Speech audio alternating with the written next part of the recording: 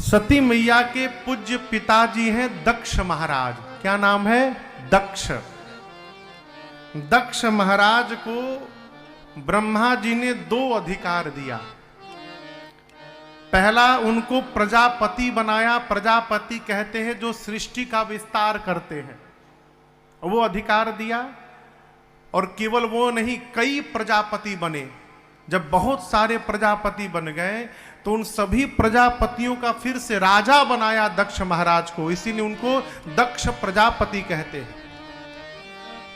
और जैसे समस्त राजा प्रजापतियों का नायक नियुक्त हुए, कौन? दक्ष। अभिमान हो गया हो। ये अभिमान बहुत अद्भुत चीज है। जैसे अधिकार आवत है तो अधिकार के साथ साथ अभिमान भी आवत है। आवत है ना? बढ़िया पोस्ट प्राप्त हो जाए तो आदमी ऐसे तन जात है। जीवन में जब कुछ प्राप्त हो उपलब्धि, तो ये न मानिए कि आपको मिला है, ये मानते रहिए कि भगवान की कृपा से प्राप्त हुआ है, तो कभी अधिकार नहीं होगा। महामंत्र जपिए, भगवान की कृपा। हो गया भगवान की कृपा, नहीं हुआ वो भी भगवान की कृपा। अपना मानिएगा कि अभिमान हो गया। हनुमान जी लंका जला उला के पहुंचे, समुद्र पार करके राम जी के पास, तो भगवान ने फूलझड़ी छोड़ी। कहु कपीरावन पालित लंका, केहि विधि दहेउ दुर्ग अति बंका। जिस रावण की लंका में बिना अनुमति के पवन देव भी नहीं प्रवेश कर सकते, उस रावण की इस दुर्ग को तुमने जला दिया, कैसे कर दिया? हनुमान जी बोले, प्रभु यहीं पर दूसरा कोई रहता तो प्रभु ऐसे पटक के मारे, वैसे पटक के मारे, फोड़ दिए, सब बताता। आग लगा दिए, झोंक दिए उसी में। कहो नारद जी बोले कि नहीं बोले? प्रभु नारद जी को जब अभिमान हुआ था, प्रसंग सुनिएगा कला। हनुमान जी क्या बोले? प्रभु मैंने कुछ नहीं किया, हम तो बस गए थे, और जो किया आपके आशीर्वाद ने किया। अरे करते हैं मेरे राघव,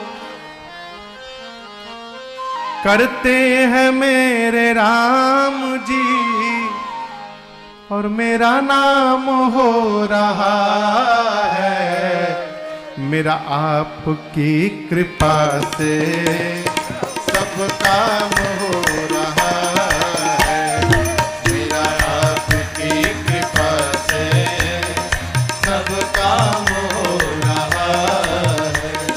करते हो मेरे राघव, करते हो मेरे राघव, और मेरा नाम हो रहा है, मेरा आपकी कृपा से सब काम हो रहा है, मेरा आपकी कृपा से सब काम हो रहा है।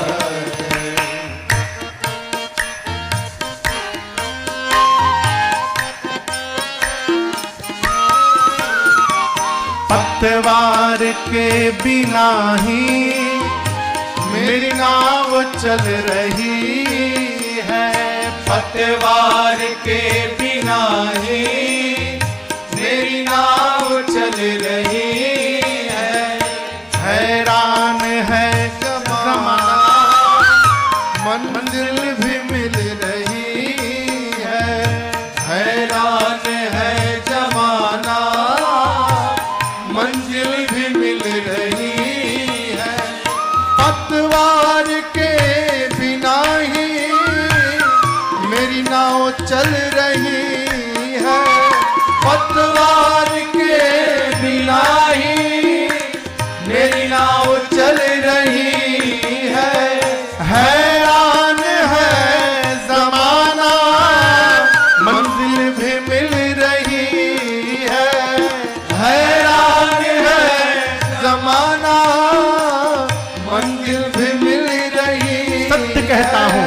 करता नहीं हूँ कुछ भी, करता नहीं हूँ कुछ भी, फिर भी सब काम हो रहा है।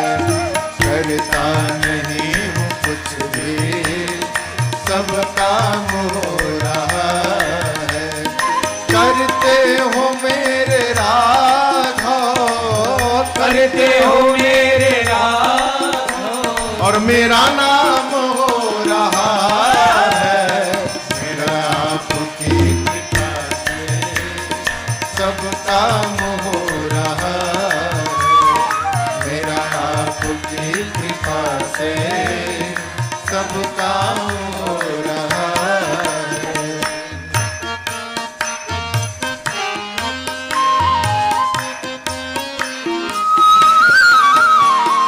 मैं तो नहीं हूँ काबिल, तेरा प्यार कैसे पाऊं। मैं तो नहीं हूँ काबिल, तेरा प्यार कैसे पाऊं।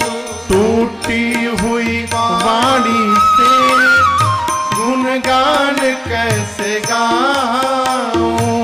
टूटी हुई वाणी से गुणगान कैसे गाऊं। मैं तो नहीं हूँ काबिल, तेरा प्यार कैसे पाऊं। मैं तो नहीं हूँ काबिल, तेरा प्यार कैसे पाऊं। टूटी हुई वाणी से गुणगान कैसे गाऊं। टूटी हुई वाणी से गुणगान कैसे गाऊं। तेरी कृपा से राघव, तेरी कृपा से राघव, ये कमाल हो रहा है। तेरी कृपा से राघव, ये कमाल हो रहा है। करते हो मेरे राघव, करते हो मेरे राघव, और मेरा नाम हो रहा है। मेरा आपकी कृपा से सब काम हो रहा है। मेरा आपकी कृपा से सब काम हो रहा है।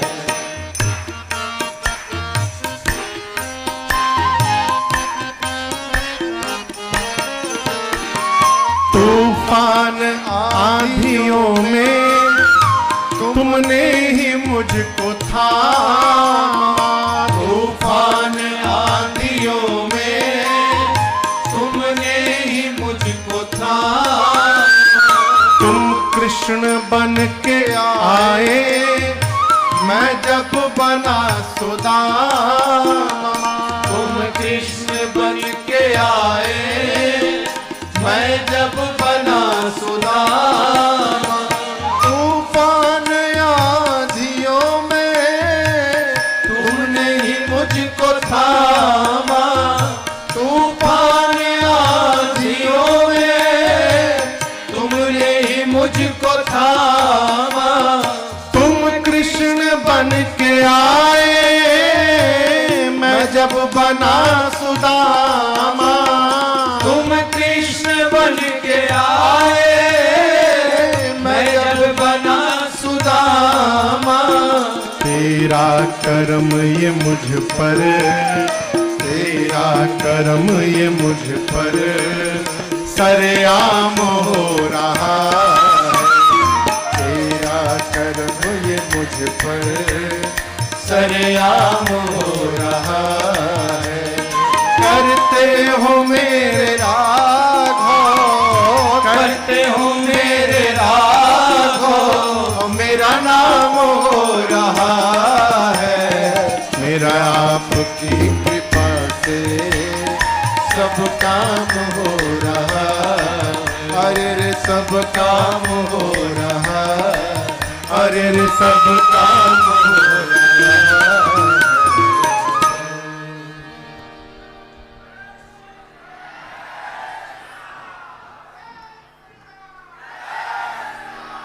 एक ही बात भगवान से कहिए,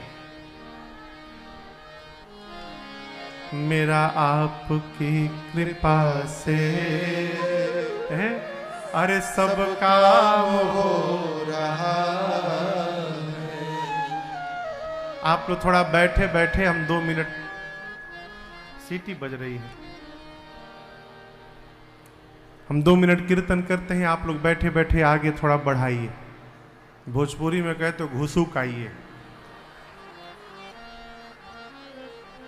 हरे राम राम राम सीता राम राम राम, हरे राम राम राम सीता राम राम राम, हरे राम राम राम सीता राम राम राम, हरे राम राम राम सीता राम राम राम, हरे राम राम राम सीता राम राम राम, हरे राम राम राम सीता राम राम राम, हरे राम राम राम सीता राम राम राम, हरे राम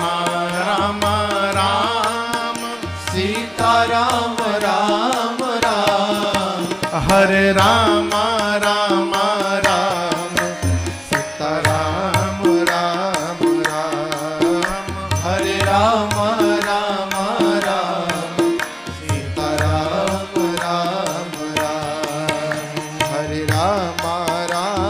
राम सीता राम राम राम, हरे राम राम राम सीता राम राम राम, हरे राम राम राम सीता राम राम राम, हरे राम राम राम सीता राम राम राम, हरे राम राम राम सीता राम राम राम, हरे राम राम राम सीता राम राम राम, सीता राम राम राम, सीता राम राम राम, सीता राम राम राम, सीता राम राम राम। जैसे भगवान शंकर मां भगवान सती को कथा सुनाना प्रारंभ किए, दक्ष को बड़ा अधिकार प्राप्त हुआ और अधिकार प्राप्त होते उनको अभिमान हो गया। परिणाम, भगवान शिव को अपमानित करने के लिए दक्ष ने हरिद्वार के कनखल में एक यज्ञ की रचना की और सबको बुलाया। छोड़ ब्रह्मा विष्णु और महेश 3 देवताओं को छोड़कर यज्ञ में जितने जितने देवता भाग पाते हैं, नेवते सादर सकल सुर जे पावत मख भाग। बाबा कथा सुना रहे, देवता यज्ञ में भाग लेने जाने लगे। लेकिन देवता भी अद्भुत है साहब, अपनी अपनी देवियों के साथ विमान में बैठ गए और विमान से आकाश मार्ग से चले। जब आकाश से ही जाना था तो थोड़ा बाईपास लेके चले जाते, कैलाश के ही ऊपर से क्यों जाना था। सारे देवताओं का विमान कैलाश के ऊपर से जाने लगा।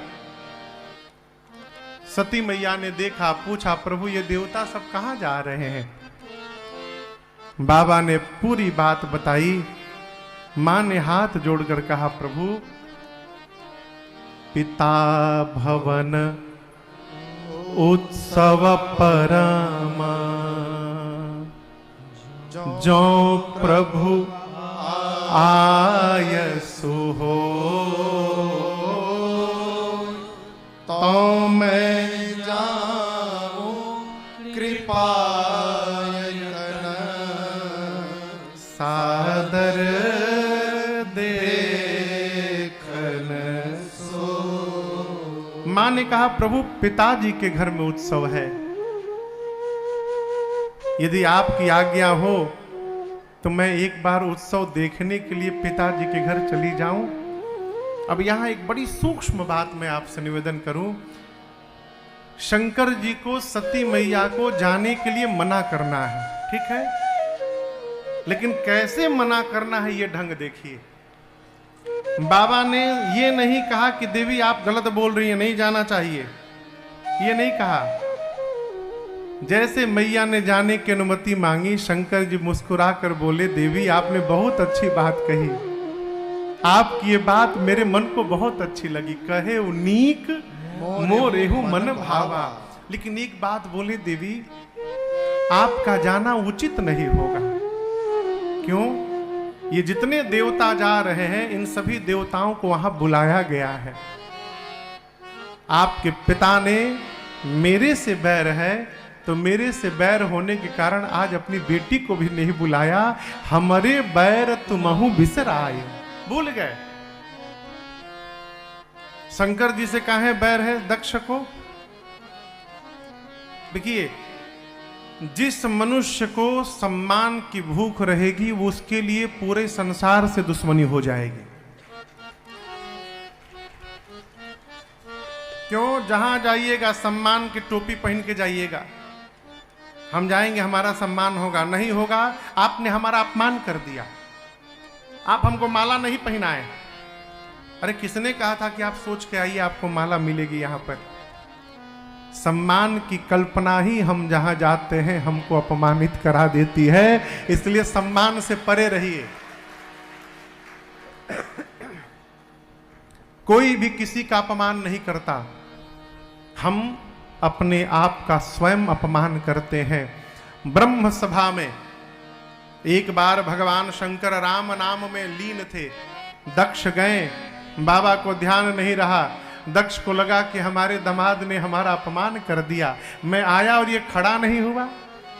उस दिन से शंकर जी को शत्रु मान लिए। शंकर जी बोले देवी जाना उचित नहीं रहेगा, यद्यपि पिता के घर, मित्र के घर, सदगुरु के घर और स्वामी के घर 4 जगह बिना बुलाए जाना चाहिए। जिसको मित्र कह दिया वहां से निमंत्रण नहीं ढूंढना चाहिए, बिना बुलाए जाइए। लेकिन देवी यदि अपमानित करने के लिए नहीं बुलाया गया है तो मैं कहता हूं तहां गए कल्याण न हो। वहां जाने पर कल्याण होने वाला नहीं है। बाबा मना किए, लेकिन हमारा माई मानत नहीं है। वो मैया जिद पे है, अड़ी है कि जाना है।